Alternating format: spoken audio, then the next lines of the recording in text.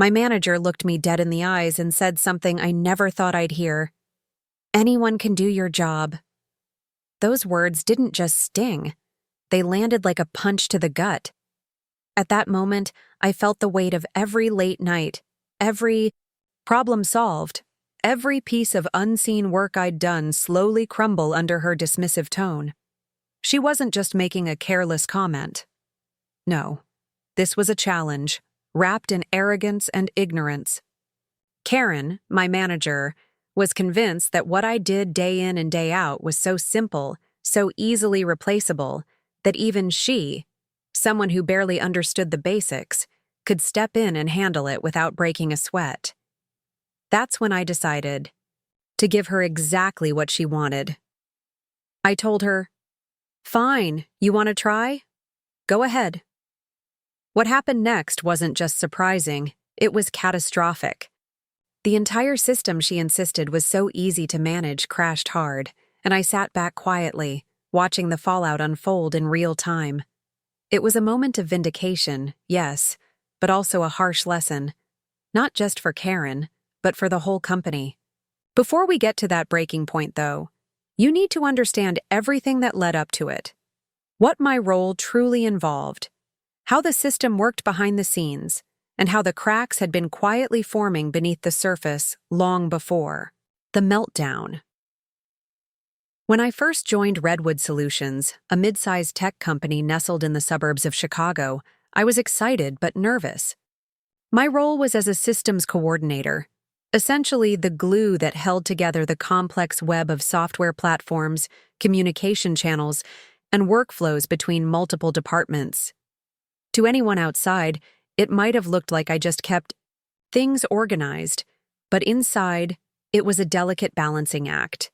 One missed detail, one wrong input, and the entire workflow could grind to a halt, causing delays, errors, and frustrated clients. Over the 3 years I worked there, I slowly built a reputation as the person who knew the system inside out. I wrote custom scripts to automate tedious, error-prone tasks. I developed troubleshooting guides. I stayed late nights fixing last-minute bugs. I became the linchpin, the person who kept the engine running smoothly while most of the team never noticed the complex dance happening backstage. Despite my hard work, Karen never saw it that way.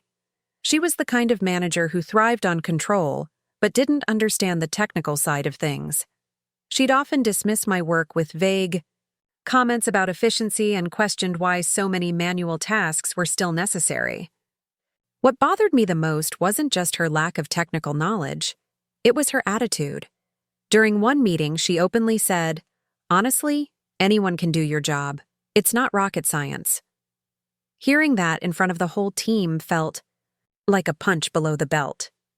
It wasn't just dismissing me, it was dismissing the years of experience, the late nights, the sweat and frustration. At first, I tried to ignore it, thinking maybe she was just having a bad day or didn't realize what she was saying, but those words stuck with me.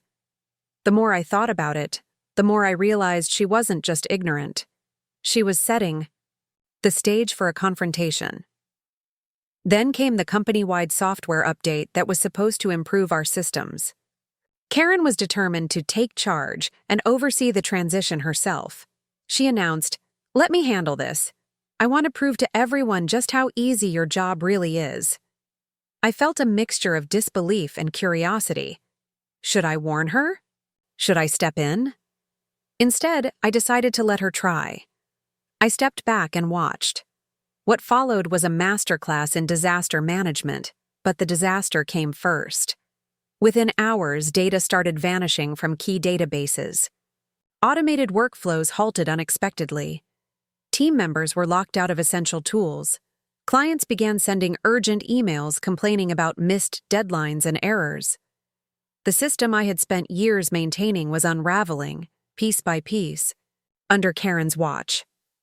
The chaos rippled through the company like a virus, infecting every corner of our operation. I sat at my desk, surrounded by multiple monitors flashing alerts and error messages, feeling a strange mix of emotions. On one hand, There was a grim satisfaction in seeing the truth of my role finally revealed. On the other, there was a heavy frustration, because the fallout wasn't just my problem anymore, it was everyone's. I wanted to jump in immediately and fix everything, but I knew if I did, the lesson would be lost. Sometimes the best way to prove your worth isn't to argue or fight back. It's to let reality speak for itself. For the next 2 days, I became a guide in the chaos, walking Karen and the team through the maze of technical problems she had unwittingly created. I explained why certain systems were interconnected in ways that weren't obvious, why one small change had a domino effect, and why my job was far from simple. By the end of that grueling period, even Karen had to admit that maybe, just maybe, my job wasn't as replaceable as she thought. That experience changed the way the company viewed my role. It wasn't just about me anymore. It was about respecting the complexity behind the scenes that kept everything running. More than that, it reminded me why sometimes the best response to doubt isn't defensiveness, but quiet confidence in your own expertise. So, if you've ever felt undervalued or underestimated, this story is for you. It's a reminder that real skill isn't always visible on the surface, and sometimes, letting someone else take your place, even if it means watching a system crash, can be the clearest way to show your true worth. Stay with me, because the rest of this story dives deep into the meltdown, the fallout, and what came next, when assumptions met reality and lessons were learned the hard way. Before we jump back in, tell us where you're tuning in from, and if this story touches you, make sure you're subscribed, because tomorrow I've saved something extra special for you.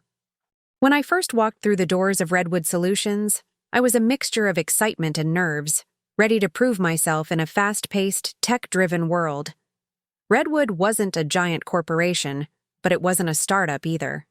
It was that sweet middle ground, established enough to have complex systems and high client expectations, yet small enough that every person's role mattered. My title was Systems Coordinator, but that barely scratched the surface of what I actually did. I was responsible for overseeing the internal digital workflows that connected teams from customer service to product development, marketing to sales. On paper, it looked like I was managing software tools and troubleshooting issues as they came. But in reality, I was the unseen conductor of a symphony that had to play perfectly every day, or risk falling out of tune. I had a background in IT and project management, but nothing prepared me fully for the intricacies I faced at Redwood. The systems here weren't off-the-shelf solutions you could just plug in and forget about. They were a patchwork quilt of custom-built applications, legacy databases, and third-party integrations, all patched together to fit the company's unique needs. Every time the business grew or shifted focus, the systems had to adapt. That meant constant problem-solving, regular updates, and countless meetings to ensure every department's needs were heard and addressed. My job was the nexus of all this activity. If I did my work right, no one noticed. If I slipped up, the consequences were immediate and visible. What made the role especially demanding was the human factor. Every department had its own way of working, its own language, and its own expectations. Bridging those gaps required patience, diplomacy, and a deep understanding not just of technology but of people.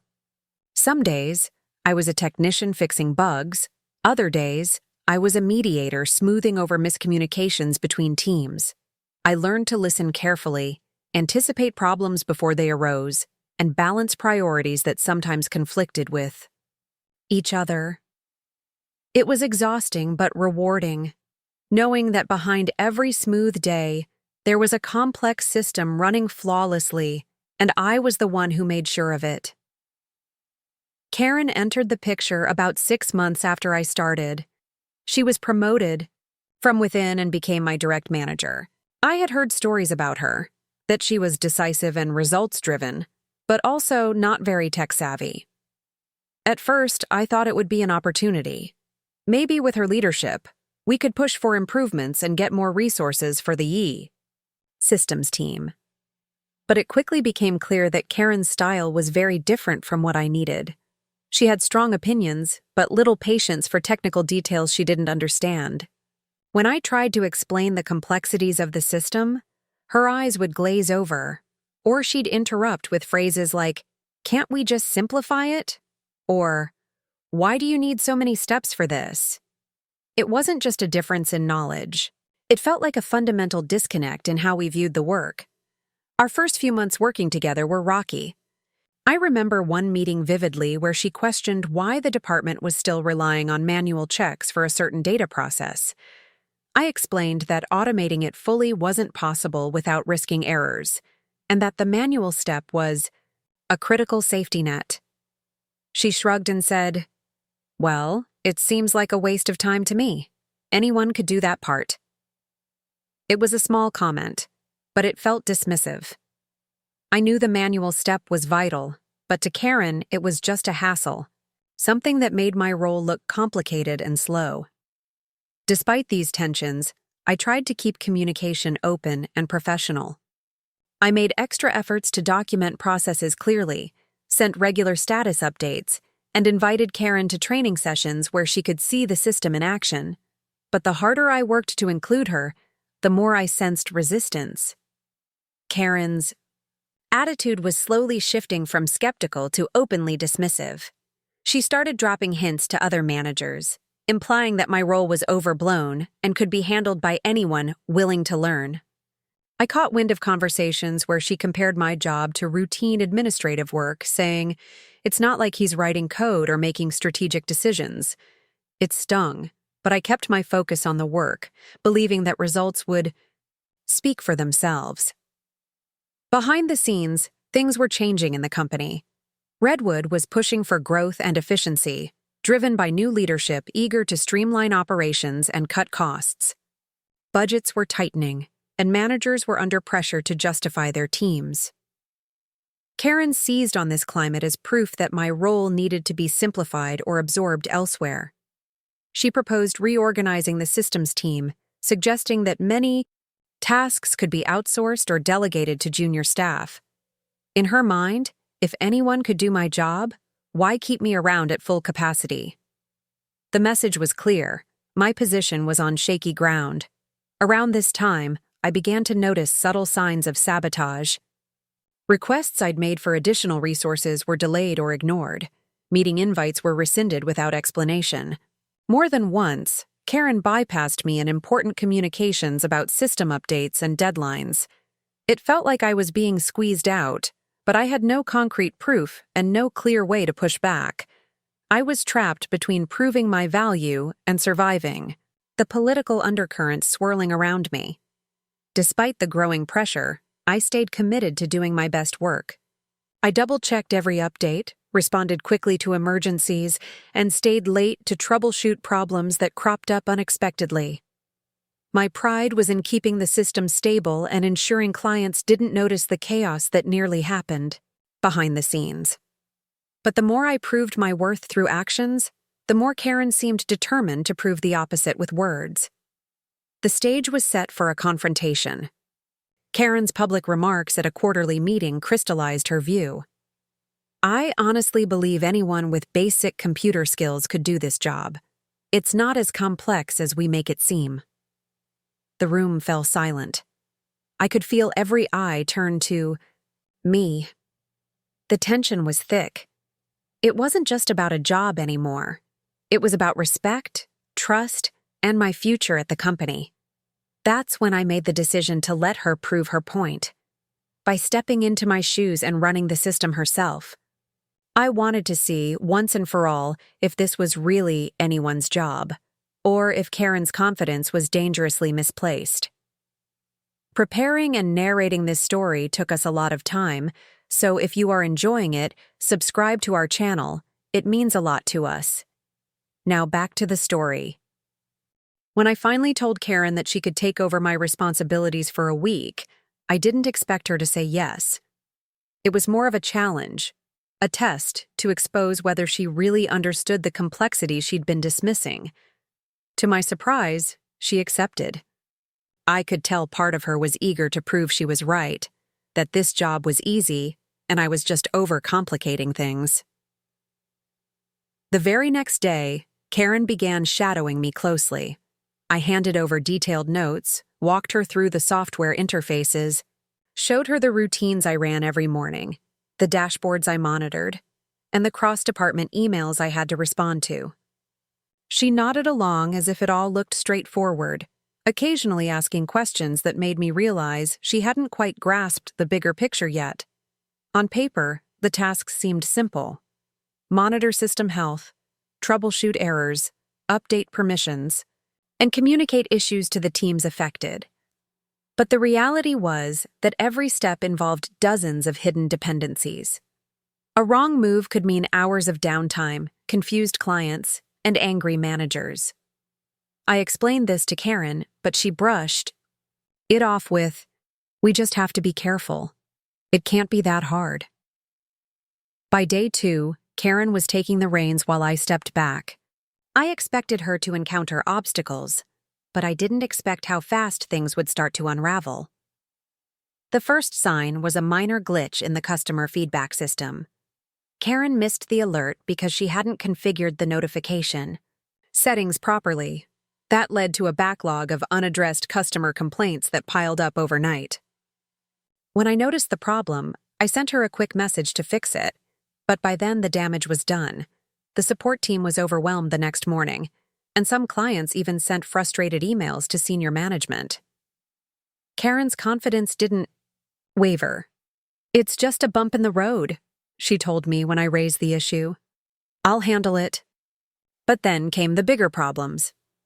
On day 3, there was an update scheduled for the inventory tracking software.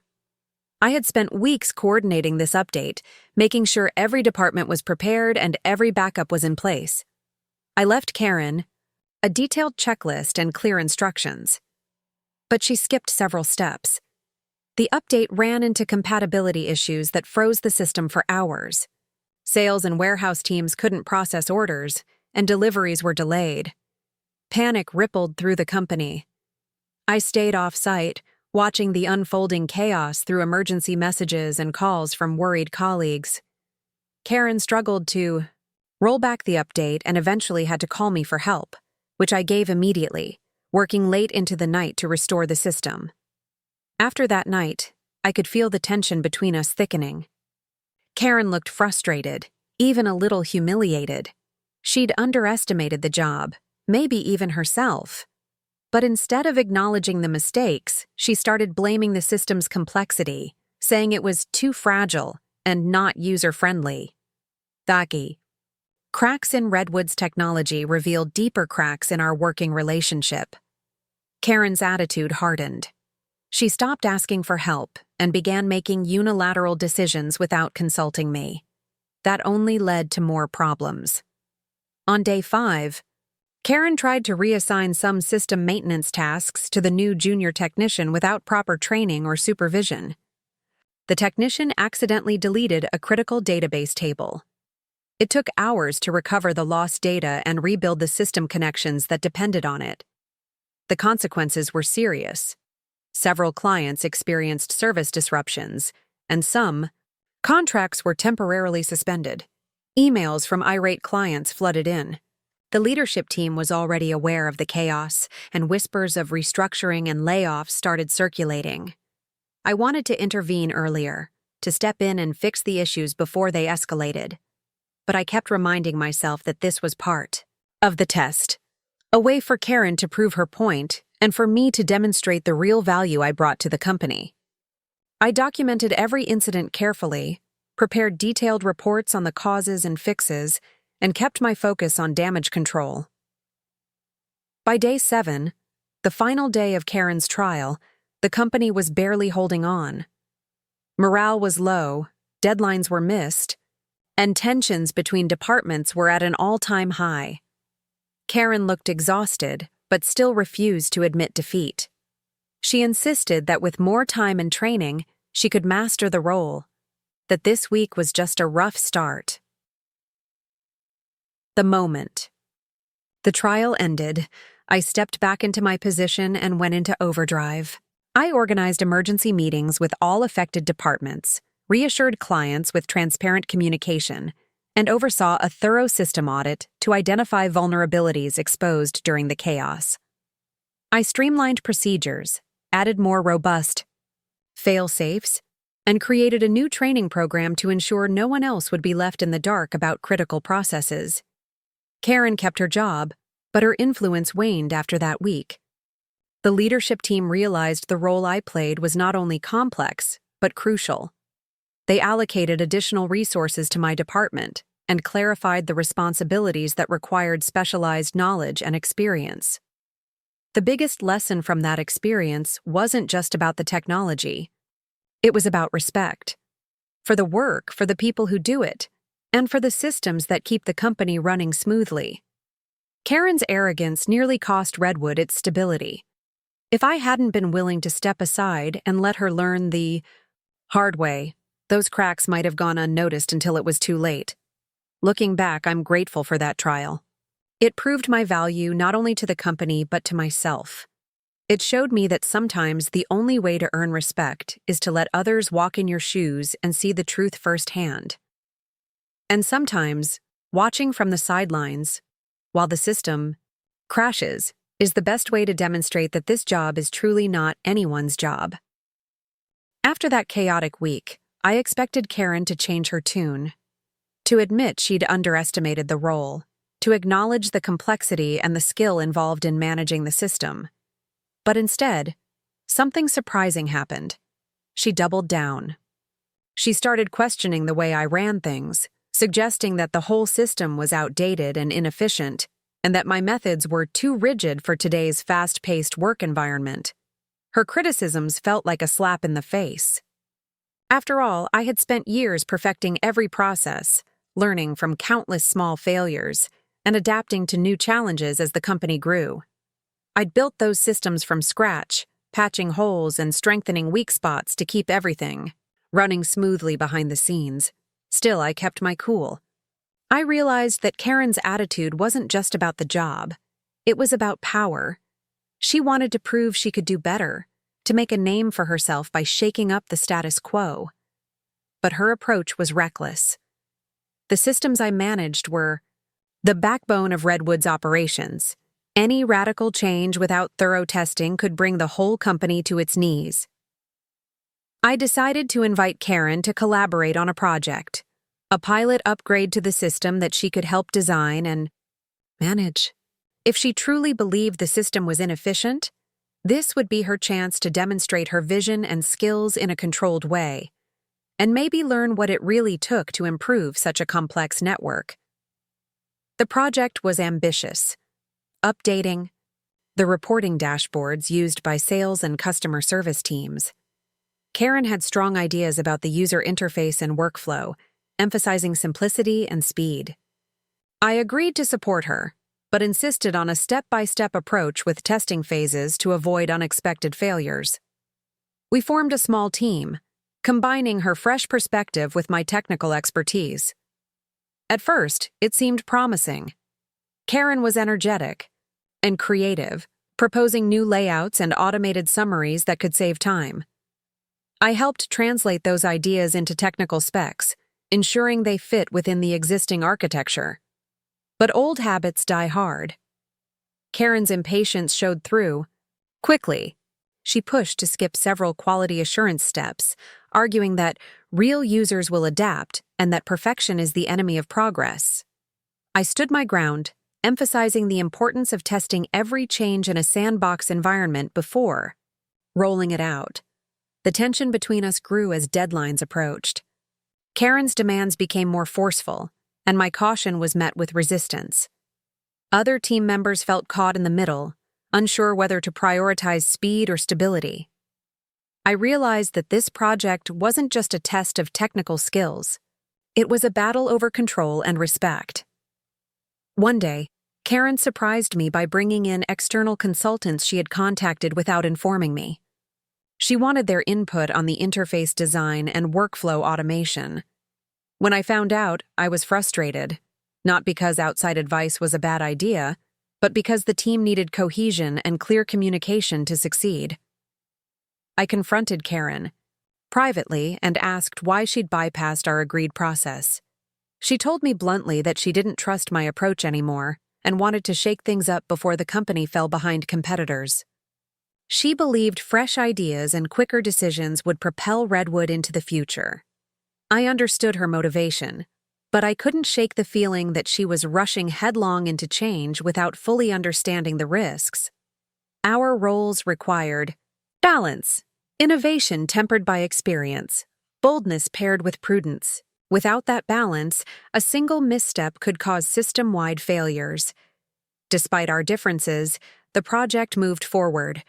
We incorporated some of the consultant's suggestions, but only after I insisted on rigorous testing.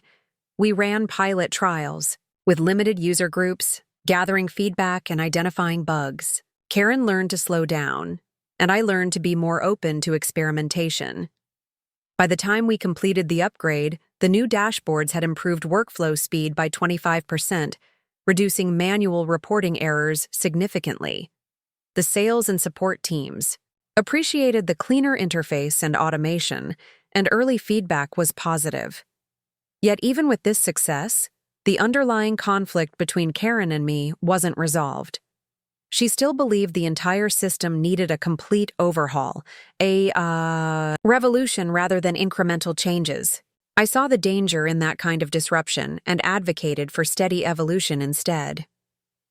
Our manager noticed the tension and called us both in for a meeting. They acknowledged the benefits of the upgrade but expressed concern about the growing friction between us. It was clear that for Redwood to thrive, Karen and I had to find a way to work together effectively. We agreed to regular check-ins, clearer communication channels, and defined decision-making roles. Karen would focus on strategic, innovation and user experience, while I would handle technical stability and risk management. We both committed to respecting each other's expertise and finding compromises that balanced speed and reliability. Looking back, that project was a turning point. It forced both of us to grow. Karen learned the value of patience and thoroughness, and I learned to embrace change more openly. Together, we forged a partnership that blended fresh ideas with deep experience. More importantly, that time showed me how leadership isn't just about knowing the job inside and out. It's about navigating personalities, managing conflicts, and building trust. It's about listening even when you disagree, and finding common ground for the greater good of the company. Karen's challenge was tough to face, but it made me better at what I do. It reminded me that no job exists in isolation, and success depends not just on skills but on relationships. When I watch the system now, it's not just the technical network I see. It's a network of people working together, imperfect but stronger, because of the lessons we learned through trial and error. The weeks after the dashboard upgrade brought a fragile peace between Karen and me. We were no longer openly clashing, but the undercurrents of competition remained. What surprised me most was how Karen's behavior began shifting in subtle ways, some that I hadn't anticipated. For one, Karen started asking more questions. Not just the surface-level stuff, but deep, detailed questions about how the systems worked behind the scenes. She'd never done this before. Her previous approach was to push for change without really understanding the current setup. Now I could see her trying to piece together the intricate puzzle that had kept Redwood's operations running for years. One afternoon, she approached me with a problem she'd noticed during a routine client data sync. Some records weren't transferring properly, and it was causing discrepancies in the sales reports. She admitted she didn't know how to fix it, but wanted to understand why it was happening. I showed her the logs and walked her through the error handling process. We spent hours troubleshooting together, digging into code snippets and server responses. For the first time, I saw genuine curiosity in Karen's eyes, not just skepticism. She realized the layers of complexity she'd been dismissing and began respecting the invisible work that went into keeping things seamless. Around the same time, Karen started volunteering for additional training sessions with the IT team. She wanted to learn scripting basics and database management. I encouraged her and even shared some of my favorite learning resources. It felt like a thawing of the ice between us, a sign that maybe she was beginning to see the value in the expertise I'd spent years building. But this new camaraderie didn't come without its challenges. Karen's enthusiasm sometimes led her to take shortcuts or experiment without checking in, which caused a few small incidents. One time she deployed a script that automatically archived old client files but missed excluding an active project folder. That caused confusion among account managers until we realized the mistake and restored the files. When I pointed out the oversight, Karen was quick to apologize and said she hadn't anticipated the consequences. I reminded her gently that good intentions weren't enough. In our work, every action needed a safety net. She nodded thoughtfully and promised to be more careful. Slowly, our roles started to blend. Karen became more hands-on with the technical aspects, and I took on some strategic planning for new initiatives she proposed. The collaboration sparked new ideas, like integrating AI-driven analytics into our client outreach programs and automating routine system checks with machine learning.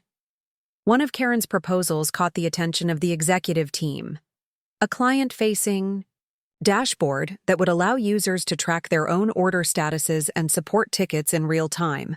It was ambitious, requiring integration with multiple back-end systems and strict data security protocols. I was hesitant at first, knowing how complex it would be to ensure seamless data flow without compromising privacy. But Karen had done her homework and presented a well-researched plan. Together, we assembled a cross-functional team including developers, security experts, and client relations managers. The project demanded meticulous coordination and constant communication. We held daily stand-ups to track progress, troubleshoot blockers, and adjust priorities. Karen's confidence grew as she led user experience design sessions, while I handled back-end architecture and risk assessments. Midway through the development, we hit a major roadblock. The third-party data provider we relied on changed their API without warning, breaking the integration. The team scrambled to reverse engineer the new interface and update our system before client demos scheduled 2 weeks later. Karen stayed, late multiple nights, coordinating fixes and liaising with the provider's support. I admired her dedication and resilience. Despite our rocky past, we had become a team that could face pressure and deliver results. The client-facing dashboard launched successfully and received positive feedback. Clients appreciated the transparency and ease of access and the support. Team reported fewer status inquiries, freeing them to handle more complex issues. That success marked a new chapter in my relationship with Karen. We no longer saw each other as adversaries, but as collaborators with complementary strengths.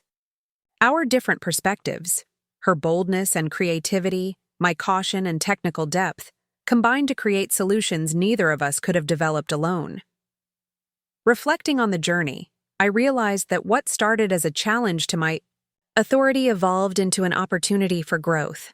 Karen's skepticism forced me to question assumptions and embrace change. My experience helped ground her enthusiasm in practical reality. This experience taught me a vital leadership lesson. True power isn't about proving you're the best at your job. It's about building bridges, sharing knowledge, and helping others grow. When you let go of ego and open up to collaboration, the whole system becomes stronger. I now approach my work with a renewed sense of purpose and patience.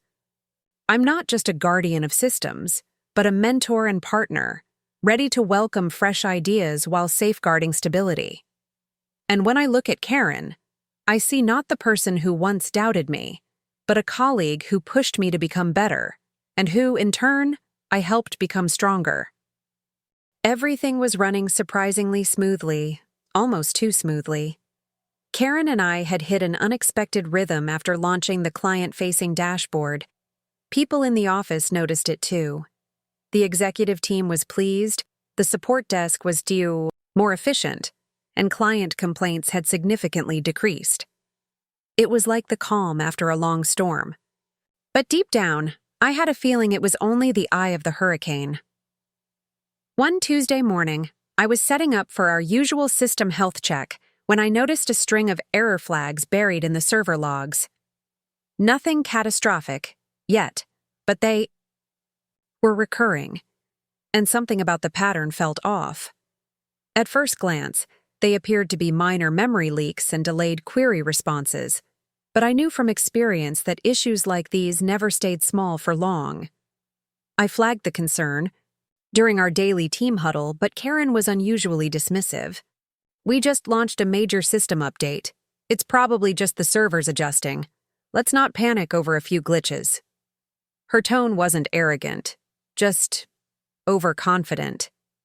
She had grown more assertive over the past few months, and while I respected her leadership, I also knew overconfidence could be dangerous when dealing with infrastructure this complex. Still, I didn't press the issue. I figured I'd monitor things quietly in the background and escalate if it got worse.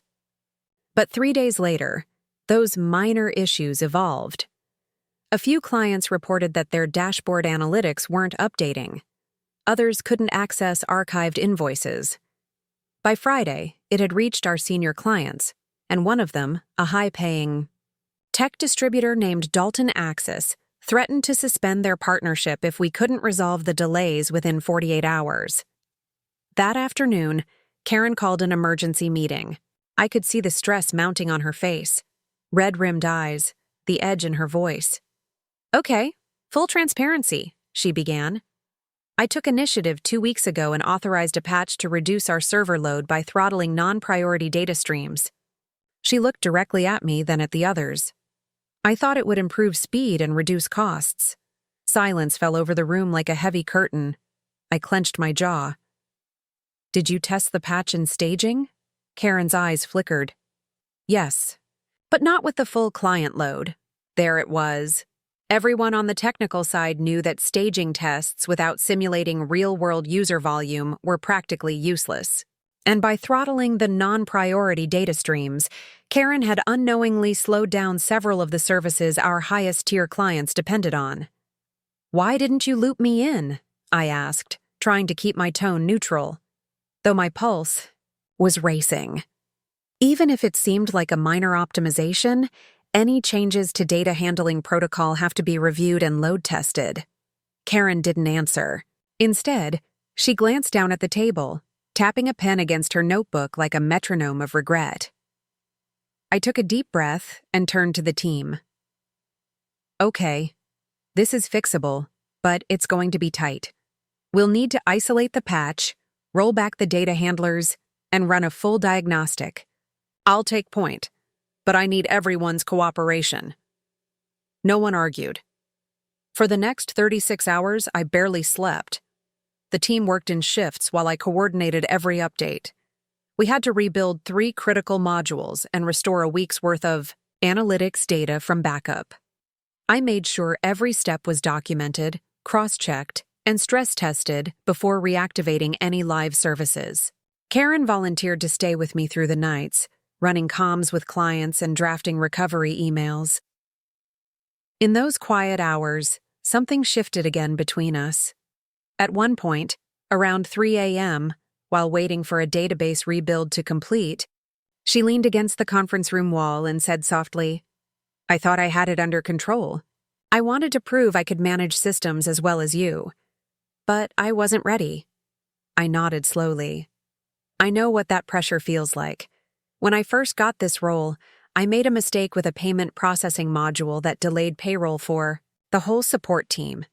Took me a month to earn their trust back. Karen looked surprised. "You made a mistake like that?" I smiled. "We all do. The difference is whether we learn from them and who we become after." She didn't respond immediately, but her eyes softened. The conversation wasn't just about systems anymore. It was about growth, trust, and learning to lead without pretending to know everything. By Sunday evening, the system was fully operational again. We even managed to get Dalton Axis back on board by showing them our new internal QA protocols and offering a temporary service upgrade. The crisis had passed, but the lessons it left behind would shape the company and our working relationship for months to come. When the executive team met the following Monday, they acknowledged both the failure and the recovery. Karen owned up to her misjudgment in front of them without flinching. She didn't shift blame or sugarcoat it, just explained what happened, what she learned, and how we prevented worse outcomes by working as a team. Surprisingly, the CEO responded with praise rather than scolding. "You took a risk and it didn't work. But you were humble enough to let the right people step in. That's more than I can say for some managers who've been here 10 years. As for me, I gained something I never expected: respect. Not just from Karen, but from the entire team. They saw me not just as the tech guy who kept the lights on, but as someone who could lead under pressure, adapt to chaos, and uplift the people around him, even those who once questioned his worth. And perhaps most importantly, Karen and I finally understood each other. We weren't just manager and engineer anymore. We were co-leaders in a company where leadership had to be earned, not claimed. If someone had told me months ago that Karen and I would be presenting system updates together, I would have laughed. But here we were, prepping for a company-wide presentation on our new disaster prevention protocol, a direct result of the crisis Karen's unauthorized patch caused. Despite everything, there was a quiet confidence building between us. I noticed it in the way we spoke in meetings, how she'd ask for my insight without trying to spin it as her own, and how I offered ideas without tiptoeing around her authority. The tension had faded, replaced by mutual recognition of each other's strengths. But even as our professional dynamic evolved, something else simmered in the background: the company's growing dependence on systems I'd personally built, optimized, and kept alive for years. And that truth was becoming increasingly hard for upper management to ignore. It started small. I was pulled into more strategic conversations, talks about long-term scalability, migrating to microservices, and even expansion into overseas data centers. I didn't mind. These were the kinds of challenges I thrived on. But Karen began showing signs of discomfort again. She didn't say it outright, but I could feel it in the clipped responses, the way her praise for me in meetings became less direct, and how she'd occasionally forget to forward invitations to executive calls. At first, I gave her the benefit of the doubt. Maybe it was just growing pains. But the turning point came during a quarterly review. The CEO, Rick, had just finished reviewing our operational metrics. "We've seen a 23% reduction in client churn since the last system overhaul. That's massive. Whatever you're doing down there, keep doing it." Karen smiled and gave a generic response about team collaboration, thanking everyone. Then Rick turned to me. "Ben, I'm told you played a major role in implementing the client-side diagnostics panel?" "Yes," I said, trying to keep it brief. That panel was built to give clients more real-time visibility into server-side metrics and reduce our support load. It's working. Support tickets are down 41%. That's not just efficiency. That's savings. You're doing great work. I nodded, thankful for the recognition. But as soon as the call ended, Karen pinged me on Slack. "Karen, hey, I would have appreciated a heads up before you presented that dashboard data. Next time, loop me in?" I blinked at the message. Loop her in? I wasn't even the one who brought it up. It was clear now. Karen was feeling overshadowed again. That evening, I stayed late. I was working on a back-end cleanup script when I noticed that access permissions had been changed for one of my core monitoring modules. Not revoked, just reassigned.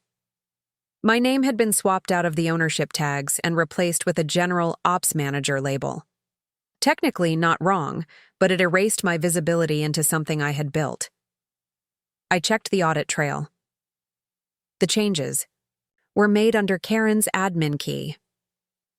I leaned back in my chair, staring at the screen, trying to decide if I was more disappointed or angry. After everything we had been through, after the collaboration, the long nights fixing her mistake, The trust, I didn't expect this kind of power play. It wasn't sabotage, it was strategic erasure. Still, I didn't confront her right away. Instead, I scheduled a meeting with Rick. I didn't go in guns blazing. I wasn't there to complain about Karen or demand recognition. I just laid it out.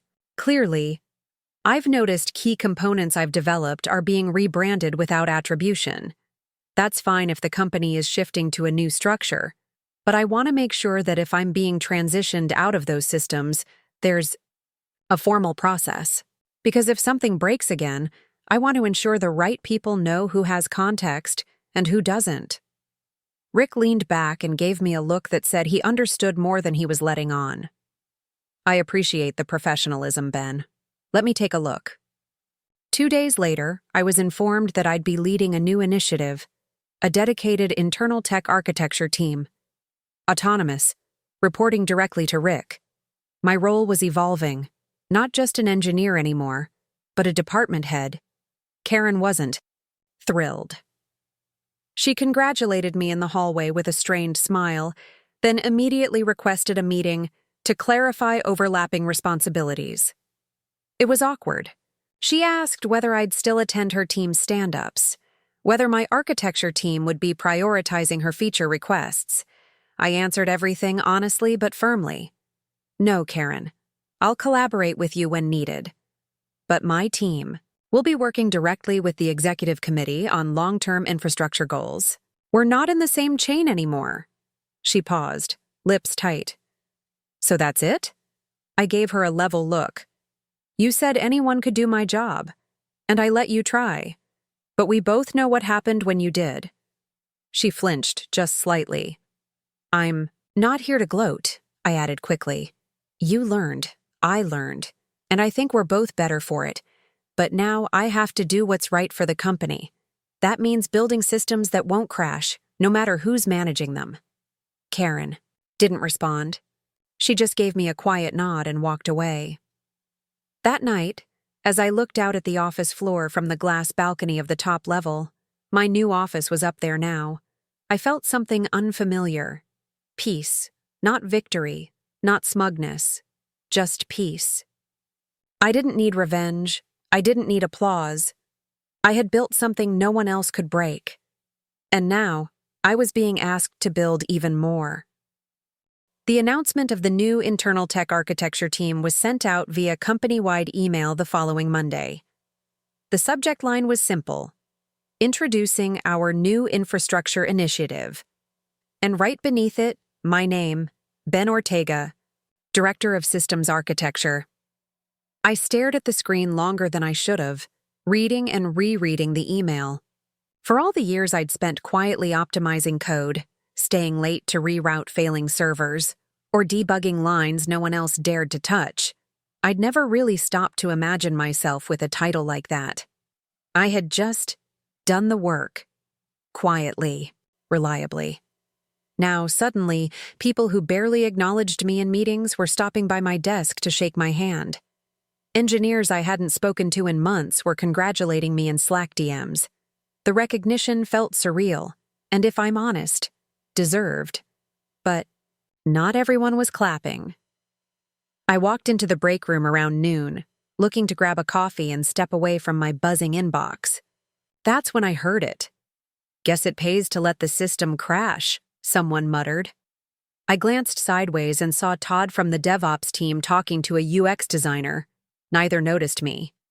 I didn't say anything, but the words hit me harder than I expected. It wasn't just gossip, it was doubt. Doubt that I'd earned this, that maybe I'd manipulated the situation to my benefit. And even though I knew the truth, it still gnawed at me. Karen, meanwhile, had gone quiet. She hadn't said a word to me since our hallway conversation. We still passed each other in meetings sometimes, but the warmth, or at least the civility, we'd managed to build post-crisis had vanished like it had never existed. I wondered what she was thinking. Was she plotting a comeback? Was she bitter? Was she relieved to not be under the scrutiny she had faced during the system meltdown? It didn't matter. I had work to do.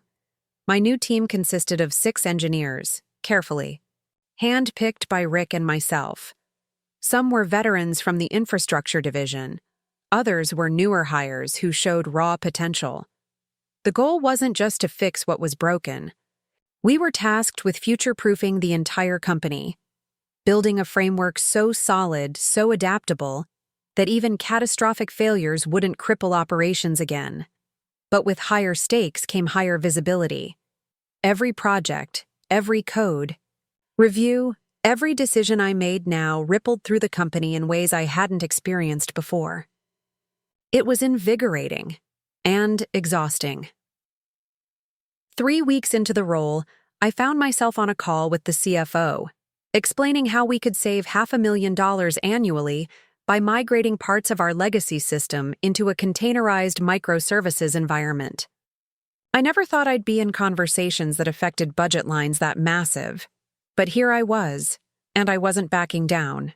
Still, not everything was smooth sailing. One morning, I arrived at the office to find a message waiting in my inbox. From Karen, the subject line, urgent, production delay. I opened it quickly. Apparently, her team was experiencing significant lag in the deployment pipeline. Their automation scripts were failing, and the rollback protocol wasn't triggering as expected. Their junior DevOps engineer couldn't identify the issue. I skimmed through her message, noting the tone. It was frustrated, but not accusatory. Desperate, maybe. Instead of replying, I called her directly. She picked up on the second ring.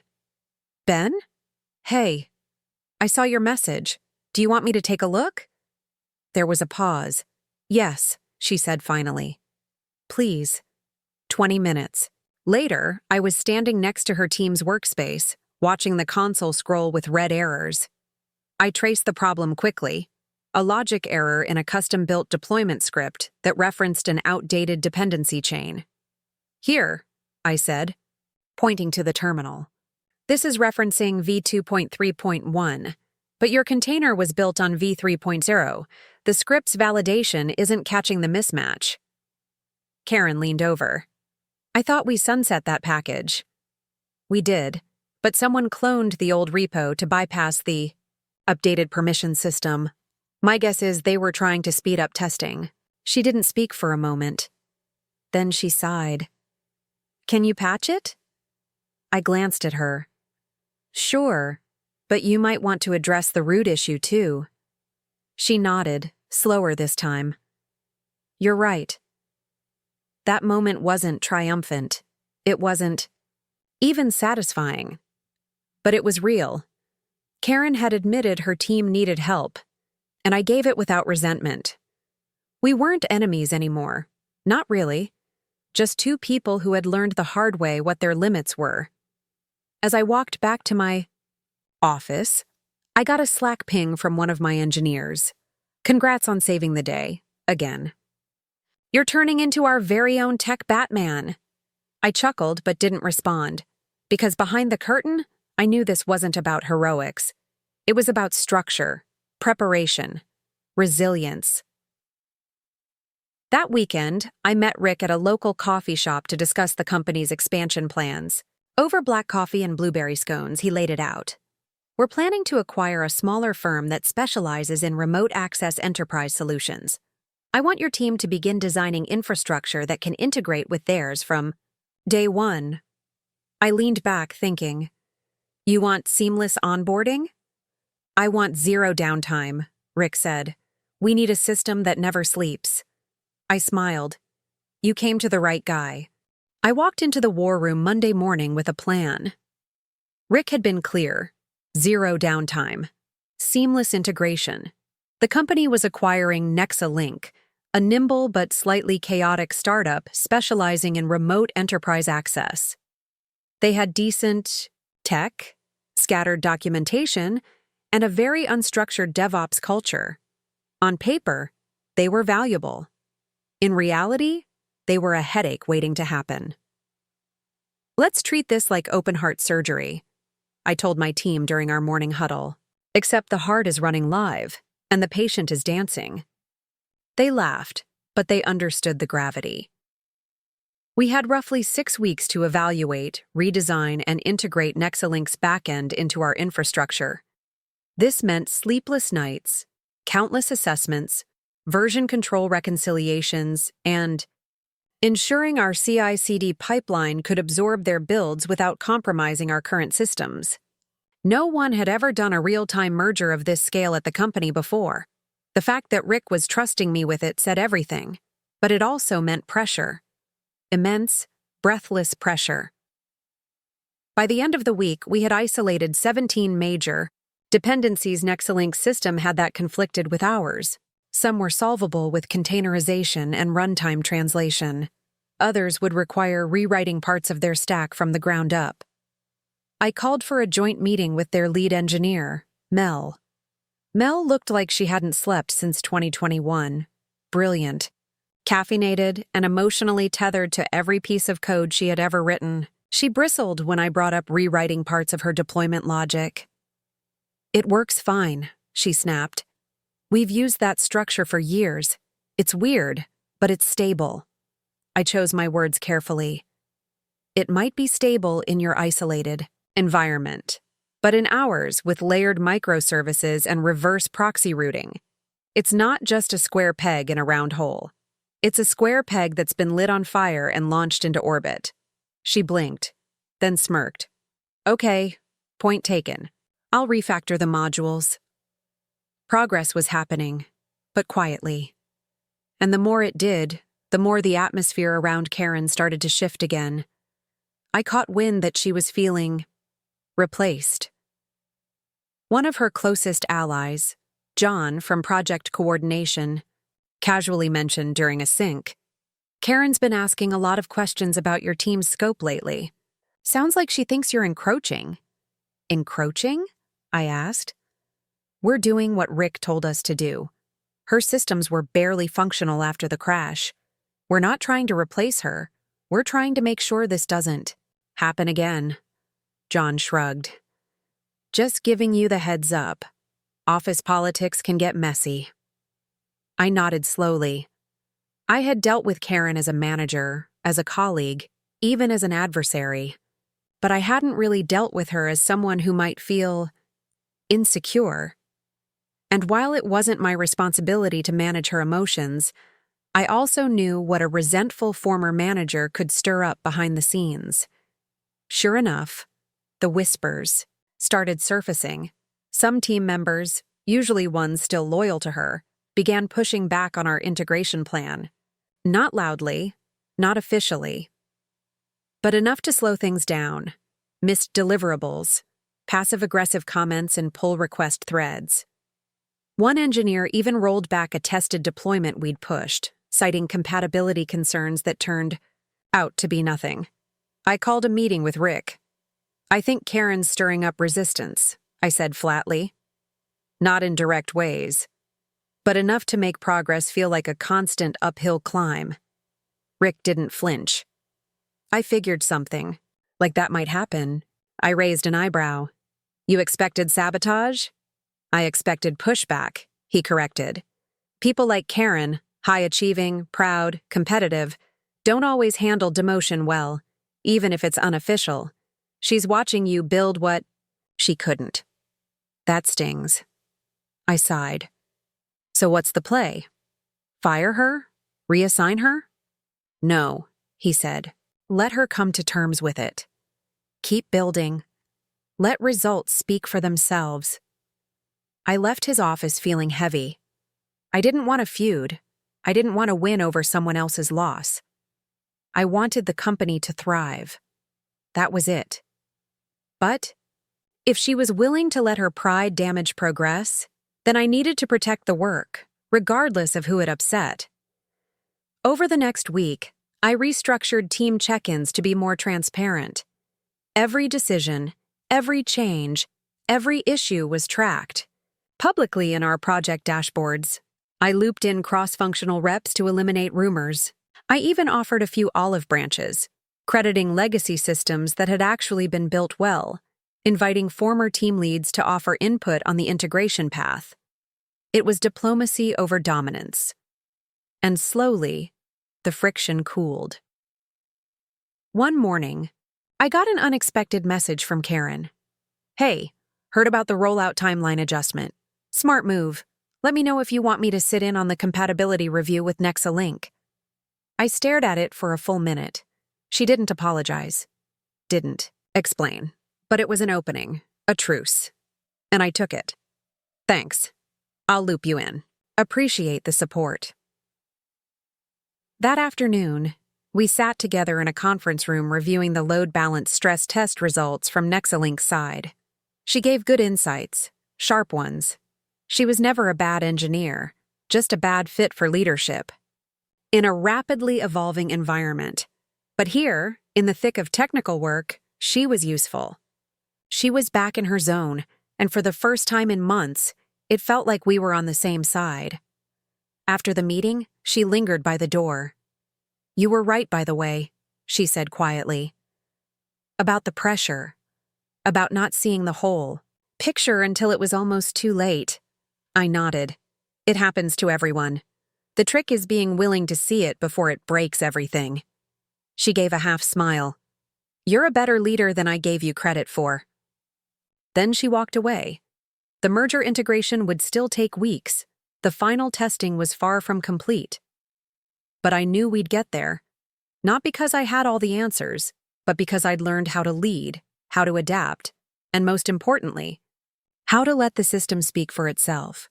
And for the first time, everyone was finally starting to listen.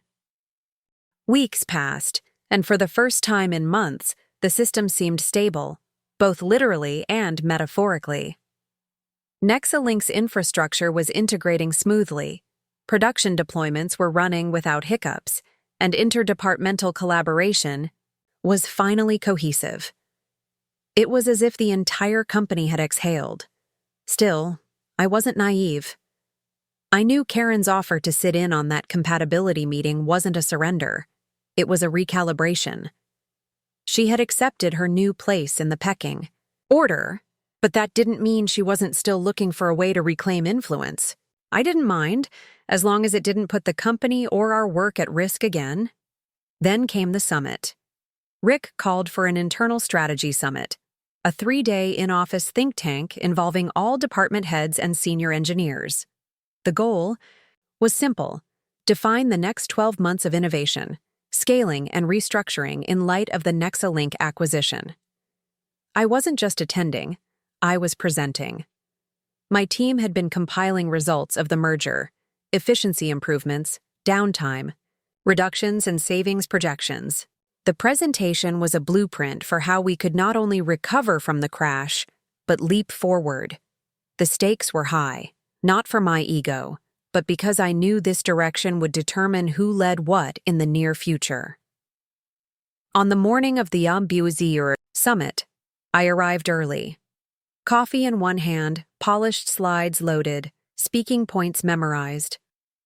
As attendees trickled in, I noticed Karen sitting toward the back with John and a few others from her old inner circle. She was calm. Too calm.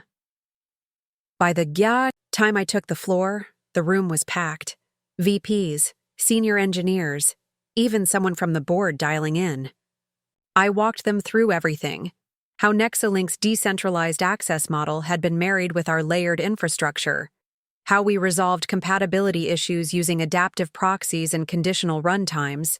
And how we projected a 27% reduction in server costs alone. The applause was polite but genuine.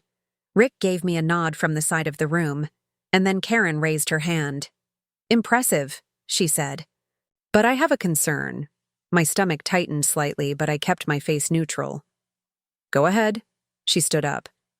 "You mentioned stability across merged pipelines, but if I'm not mistaken, the new deployment structure is dependent on runtime. Conditions dictated by user location and bandwidth thresholds, correct?" "Yes," I replied slowly. "To optimize for remote access while maintaining core uptime. Then isn't it true that any deviation in those threshold inputs could cause erratic behavior in system-critical branches?" I smiled slightly. "It could, if not properly accounted for, which is why we installed predictive buffering modules based on dynamic trend recognition. We didn't just optimize the system, We taught it how to adapt. A pause. Then she nodded and sat down. I continued the presentation without further interruptions, but the damage had been attempted. She wanted to cast doubt, not in the system, but in my leadership. And while I had rebutted calmly, I knew exactly what that moment was about. She wanted to see if I'd fumble, if I'd react emotionally, if I'd make a mistake under pressure. But I didn't, because I didn't need to prove anything anymore. After the summit, Rick pulled me aside. "You handled that well." "Karen?" I asked. He nodded. "She's still trying to find her lane. I don't want to fight her." "I know, but you may need to outrun her." And just like that, the stakes were raised. A week later, I received a message I wasn't expecting from someone outside the company. Her name was Lena, a former client who had worked with us years ago, but left when Karen's mismanagement caused a service delay during a product launch. I remembered the case vaguely. Karen had blamed DevOps. Our team had scrambled for a patch. The client left. Now Lena was back. "I heard about the system integration. Word travels. Sounds like you guys finally got serious." I thanked her, then asked if she'd be open to a meeting. She said yes. What I didn't know at the time was that Lena was now working as a CTO at a rapidly growing logistics firm, one seeking cloud, architecture support, and digital transformation for over 30 warehouses across the country. It was the contract of the quarter. By the time the meeting ended, I had her verbal commitment. Her only condition? "I want to work with whoever is responsible for the new system. No offense. I just can't deal with instability again." Which meant me, and only me. I walked into Rick's office later that day with the news. He was stunned. "We've been trying to get that account back for years." "Well, they're back, and they want modern, not managerial." He laughed. "You've got it. Full autonomy." That night, I stayed late at the office, alone, quiet, thinking. Karen wasn't my enemy. Not really. She was just someone who mistook control for competence, and when control was taken from her, she had nothing left to prove her worth. I knew that feeling. I had felt it once when she told me anyone could do my job, but now the system spoke for itself. The work carried my name. And even her best power plays couldn't erase what the results had made obvious. The next morning, I got in early again, coffee in hand, headset on, focus dialed in. The system was humming, clients were returning. And finally, I was where I belonged.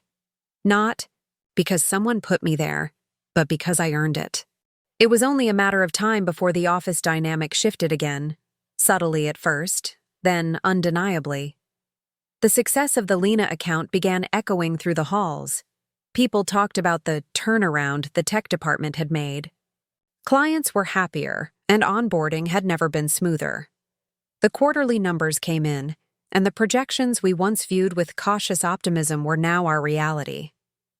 It was a victory. But not everyone was celebrating. Karen had grown noticeably quieter during meetings.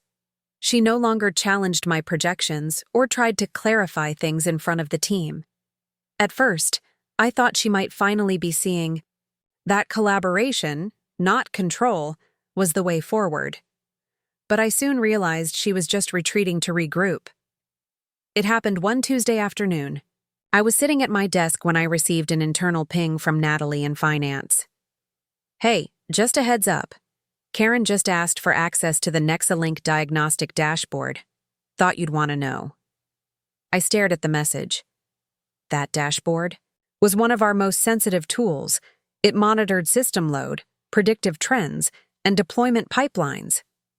Giving access wasn't illegal, but it wasn't typical either. It wasn't a just curious type of request. I pinged Rick. He responded a few minutes later. "Didn't approve that. Handle it how you see fit." That was all the clarity I needed. I composed an email to Karen, professional but firm. I explained that access to the Nexalink diagnostic dashboard required approval due to its impact on live systems. I invited her to a walkthrough session if she wanted visibility.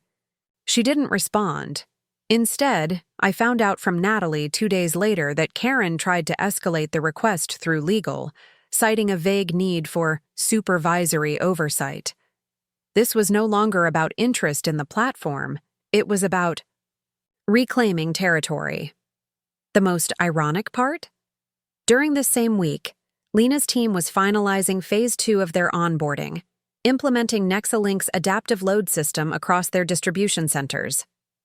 They were trusting us with live data flows, logistics calculations, and real-time shipment syncing. And Karen wanted access in the name of oversight? No, not happening. So I scheduled a meeting with Karen, Rick, and our in-house counsel.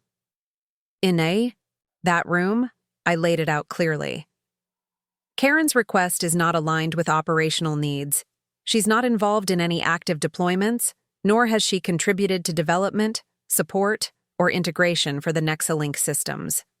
Granting her access introduces risk, not benefit. Karen stayed quiet for a moment. Then she spoke slowly. I'm not trying to interfere. I'm ensuring compliance. You've centralized a lot of decision-making lately. Rick looked up. Because it's working, I added. And there's a documented trail of decisions, access, and QA. Nothing has been done in the dark. Karen's face tightened, but she nodded. Understood. After she left the room, Rick lingered. You did the right thing, but I think she's reaching her limit. Limit? She's either going to adapt or implode. I didn't realize how soon that would come true. A week later, Karen took unexpected sick leave. No prior notice, no handoff instructions, just a cryptic out-of-office message. Taking time to reassess priorities. Contact HR for interim support. For the first time in over 3 years, the office felt quiet. Too quiet. People noticed. Some joked. Others speculated. A few seemed genuinely concerned. But operations didn't stall.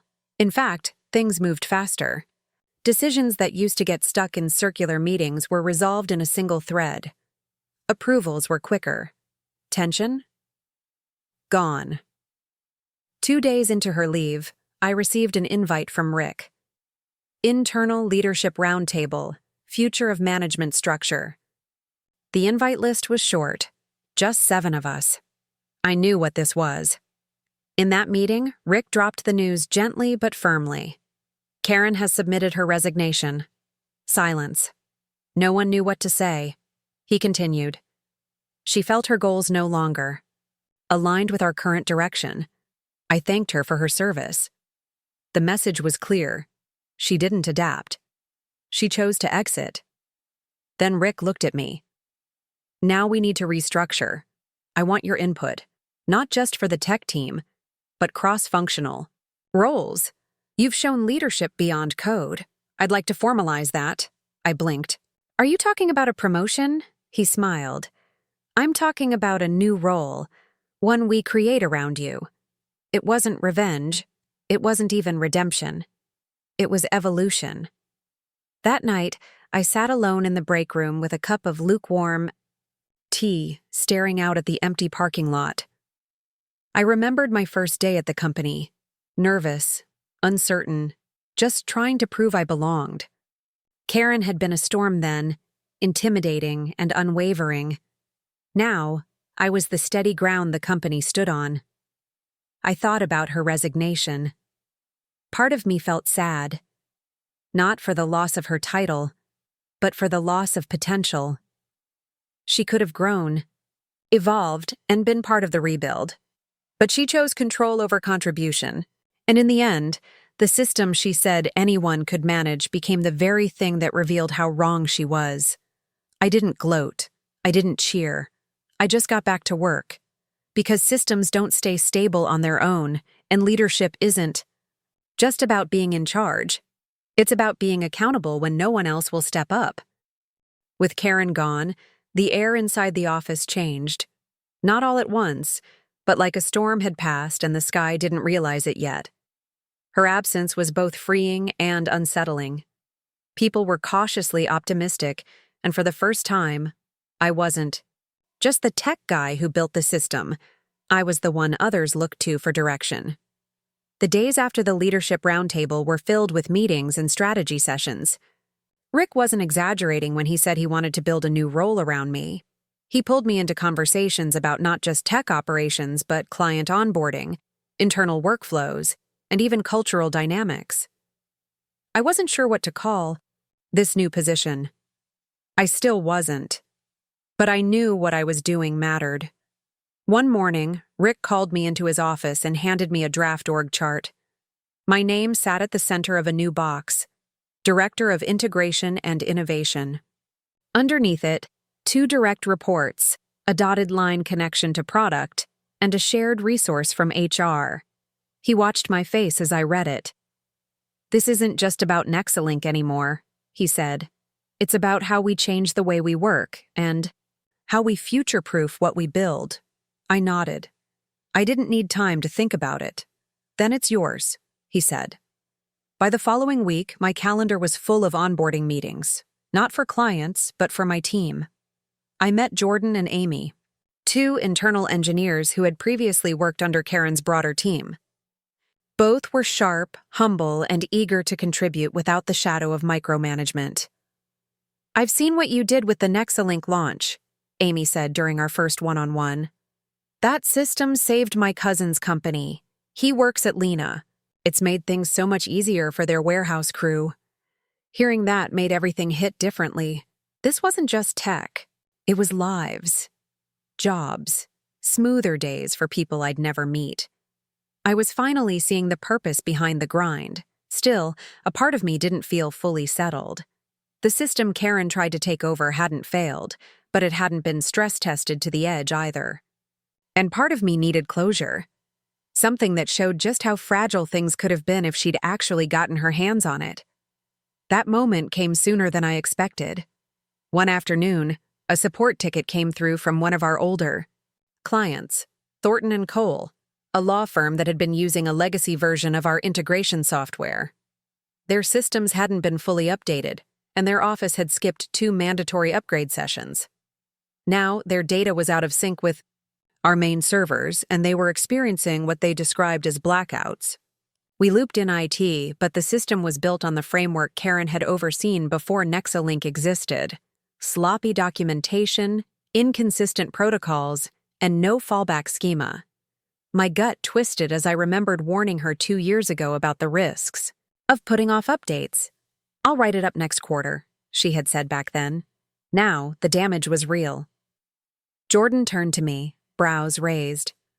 "If their billing records are missing and client correspondence is scrambled, they could face lawsuits," I finished. We didn't waste time. I pulled the original backup scripts from our cold storage and got to work reverse engineering the logs. We discovered that Karen had created a recovery workflow folder that wasn't version locked, meaning multiple users could overwrite scripts without triggering alerts. In plain English, the system was a mess.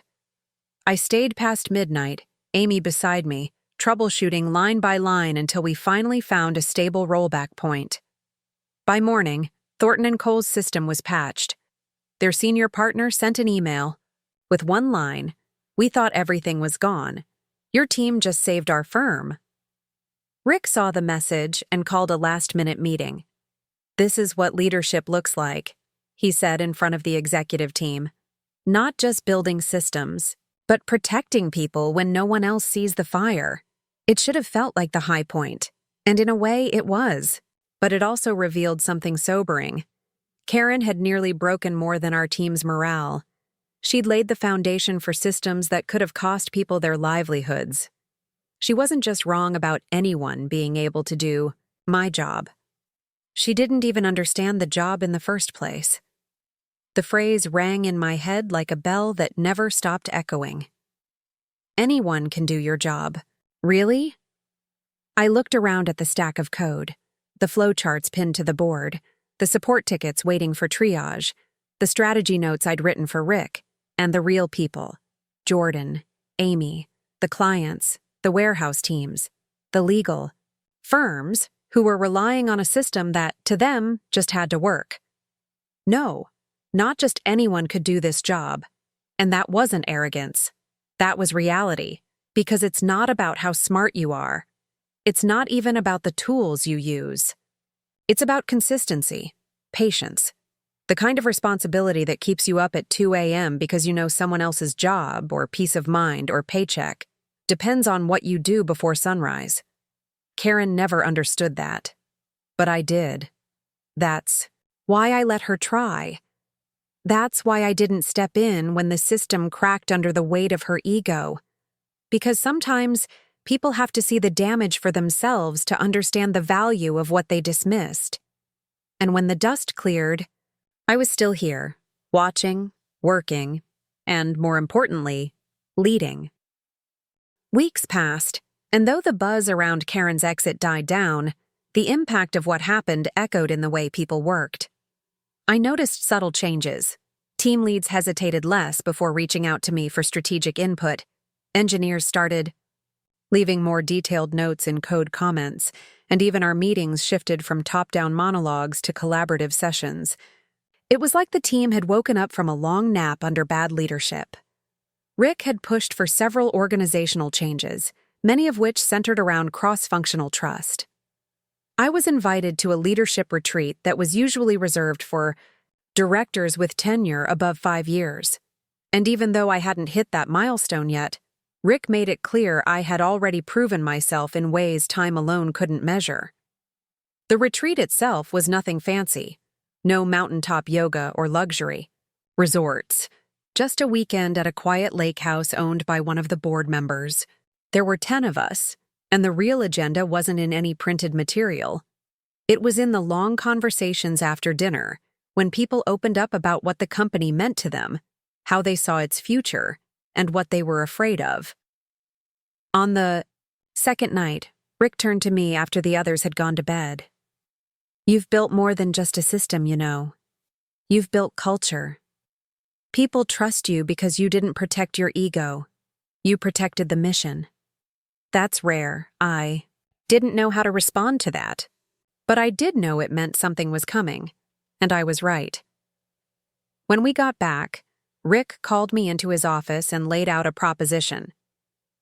The board wants to fast-track a new division, Digital Infrastructure and Client Automation, UD Wine by BVP, full control over hiring, tools, integration strategies, client experience, and expansion. We're calling it DICA for now, but you can change the name if you hate it. I stared at him. A new division? Not just new, yours. And not in 2 years. Now. A wave of excitement and anxiety hit me at the same time. I had dreamed of building something from the ground up. But this was more than I expected. More influence, more responsibility, and definitely more visibility.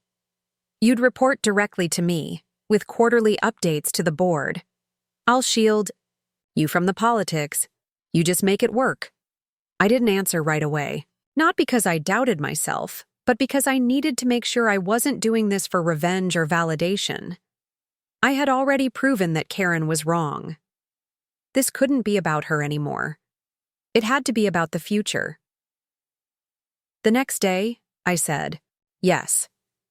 My first order of business was identifying the core team. I brought in Jordan and Amy, of course, but I also reached out to a few former colleagues I'd worked with at my first company, people who had that rare combination of logic and empathy. I didn't want coders who just followed specs. I wanted builders who asked why before how. In less than a month, we launched our pilot program, a lightweight, adaptable framework that allowed small to medium clients to implement automation without disrupting their daily flow. We called it PulseFrame. It was fast, responsive, and elegant. By the end of the quarter, PulseFrame had 12 clients on board. None of them experienced a single day of downtime. Rick called me again. "You just tripled our forecast for Q2. The board wants to give you another team. You okay with that?" I laughed. Let's not grow too fast. I want this done right. But secretly, I was stunned. Not because I didn't think I could do it, but because of how quickly things had changed. Just 6 months ago, Karen told me I was replaceable. She implied I was just a cog, that my job was basic and easily replicable. Now, I was leading one of the most promising innovations in the company's history. I wish I could say I never thought about her again, but I did, especially when I got an email from a former colleague, Mark, who had moved to another firm after Karen's collapse. Guess who just interviewed for a contractor position on my team? He wrote, I didn't need to guess. She looked different, he continued. Less confident. She didn't bring up her time at our company, just said she was looking for a reset. I didn't hire her. I didn't reply to that email. I didn't need to. It wasn't about gloating. It wasn't about getting even. It was about seeing what happens when people underestimate not just others, but the weight of the work they can't see. People like Karen thrive in environments where success looks like noise and motion. But real leadership, real systems, they thrive in silence, where the right things happen without anyone noticing because someone thought 5 steps ahead. She never thought that far. But I had. And now I was using that vision not to burn bridges, but to build them. Strong, scalable, resilient. I wasn't crashing systems anymore. I was designing futures. And the best part? I hadn't even started yet. You never really know how far you've come until you're no longer rushing to prove it. That realization hit me during a quarterly review when I was standing at the front of a sleek conference room, walking the board through a presentation on PulseFrame's performance. Charts lit up on the screen, client satisfaction scores soaring, deployment times cut in half, and a 40% increase in operational efficiency across every pilot company we worked with. These weren't vanity numbers. They were stories. They were proof of what could happen when real expertise was given the room to grow instead of being stifled under arrogance and hierarchy. I watched their faces as I spoke, eyes focused, nods here and there, and then that subtle shift, the one where people stop evaluating and start believing. Rick caught me just before I walked out. They're sold, all of them, full green light on your expansion, and they want you to speak at the annual Investor Summit. I blinked. Investor Summit? You've done something they can package. Something that makes our company look 20 steps ahead of the curve. That's gold in this economy. I wasn't sure what to say. Just months ago, I was being told that my job could be done by anyone. And now I was being positioned as the face of future-ready infrastructure. Later that night, I went home, sat on my worn-out couch, and just stared at the ceiling. I didn't feel triumphant. I felt centered. Like I had finally realigned with who I was before Karen, before the corporate games, before the slow, grinding erosion of self-worth that comes from being underestimated daily. But things were still shifting behind the scenes. A couple of people who used to be in Karen's camp began requesting coffee chats. Some reached out directly, saying things like, "I always knew you were sharp," or "It was never personal." Others weren't as direct but kept dropping hints about wanting to join the new division. And I had to be honest with myself. I wasn't interested in rebuilding with people who only recognized your value after it became publicly validated. I had built PulseFrame on trust, on belief, on sweat equity. It wasn't a handout. It was a stand. Still, I took a few of the meetings out of curiosity. Some people had truly changed. The system crash had opened their eyes to how little they understood the inner workings of what kept everything afloat. Others, they were just chasing relevance. One particular meeting stuck with me. Her name was Layla. She used to shadow Karen closely, always parroting her management style. Back then, she carried an air of dismissiveness, like everyone outside. Their clique was just extra weight on the ship. Now, she sat across from me, a little more humble. "I just want a second chance," she said. "I see things differently now." I didn't respond immediately. Layla, I'm not building a team that's just smart. I'm building one that's brave. Brave enough to admit they don't know everything. Brave enough to challenge and be challenged. Brave enough to see people, not just positions. You don't need a second chance from me. You need to decide if you're ready to lead without copying someone else. She was quiet for a moment. Then she nodded. I get that. Really, I do. I wasn't sure if that meant she was ready, but I left the door slightly open. Meanwhile, the preparation for the investor summit was underway. I had to work with marketing, for the first time in years, and I realized how disconnected branding could become from the actual work if not grounded. They wanted dramatic taglines.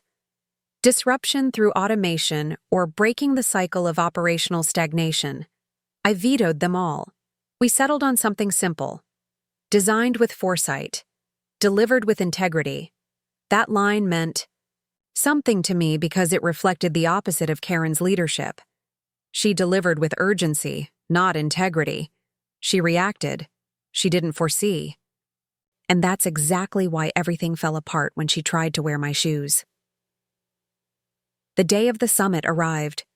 Hundreds of investors, partners, and executives from across the globe filled the massive hall. I stood backstage, microphone clipped to my lapel, slides ready to go. I looked over at Rick, who gave me a thumbs up and mouthed, "You got this." And I did. The lights dimmed. My name was called. I stepped onto the stage, not as someone trying to survive, not as a cog waiting to be replaced, but as the architect of a vision that started in silence and ended in impact. I told our story. Not about systems alone, but about the people who kept them alive. About the managers who listen, the developers who plan, the teams who execute without drama because they trust one another. I told them about PulseFrame, sure, but I also told them about the weeks when no one knew the system was falling apart, because someone arrogant thought the title was more important than the task. And when I finished, they didn't just clap. They stood. A standing ovation for work that used to be invisible. After the talk, investors lined up to speak with me. One even joked, "Remind me never to tell you your job is easy." I laughed. You'd be surprised how often I've heard that. But inside, I felt something deeper. Not revenge. Closure. I had been underestimated, pushed aside, even mocked. But I had outlasted it all, not because I yelled the loudest, but because I kept showing up when it mattered most. I knew the worth of the work, even when others didn't. Now, they did. It's funny how things settle once the noise dies down. Weeks after the investor summit, my calendar was packed with meetings from people I used to only hear about in memos, strategic partners, advisory boards, and even government consultants who wanted to pilot our systems in state-level operations. PulseFrame wasn't just a rising product anymore. It was becoming a trusted framework, one born not out of theoretical strategy, but from the trenches of chaos, pressure, and corporate neglect. And for the first time in a long while, I had space to breathe. Rick pulled me into a quiet meeting one morning. It wasn't on my calendar, which was rare. I walked in and saw two people I didn't expect, our legal advisor and HR director. My stomach tightened, just for a moment. Old habits. Years of being blindsided in Karen's meetings had conditioned me to expect ambushes. But this wasn't that, Rick smiled. I wanted you to be the first to know. Karen officially resigned. I blinked. What? She submitted her resignation through legal late last night. She won't be returning.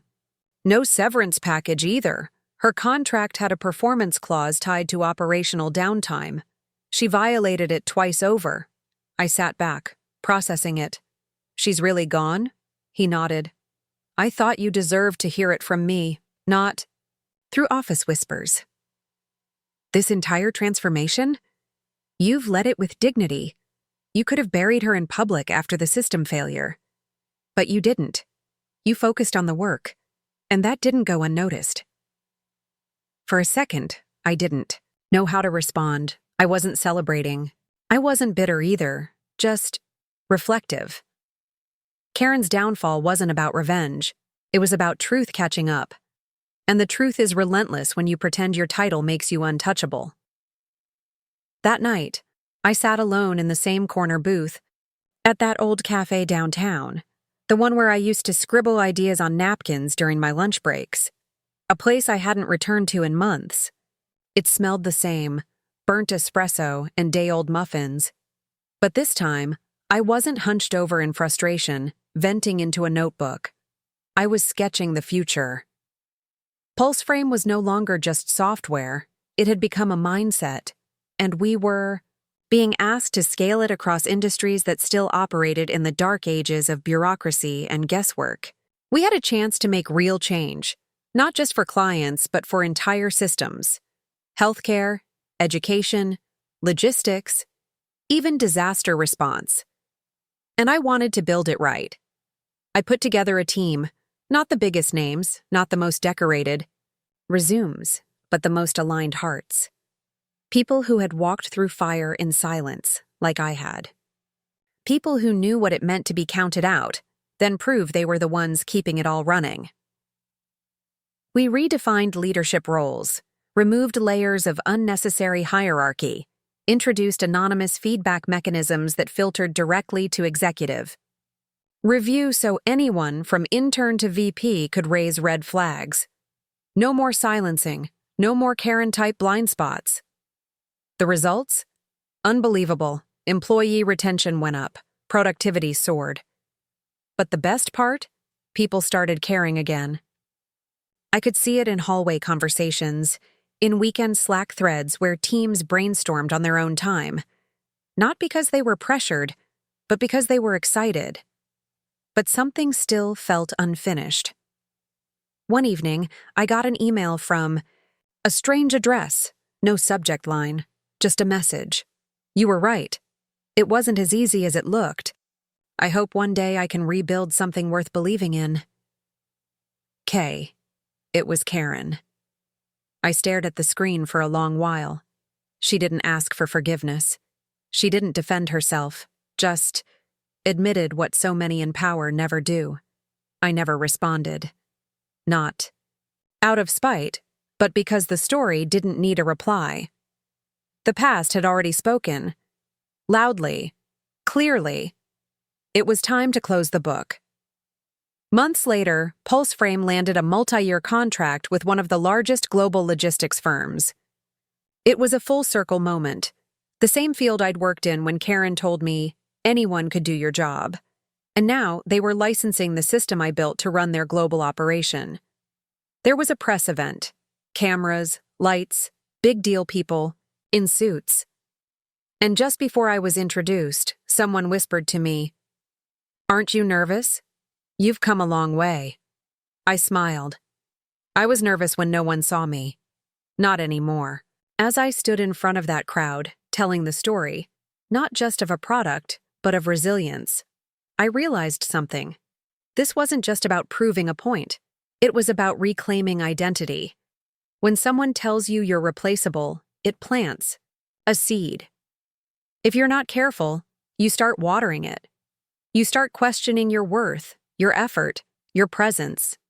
But when you stand firm, when you let your work speak louder than their doubt, you don't just survive, you redefine the space entirely.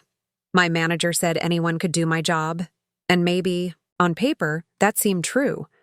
But only one person cared enough to build the system, understand the pressure points, and lead it through collapse. Only one person stayed. And in the end, it wasn't about titles or applause. It was about legacy. Because while anyone can do a job, not everyone leaves a mark. And I didn't just do the job, I changed the game. Up next, you've got 2 more standout stories right on your screen. If this one hit the mark, you won't want to pass these up.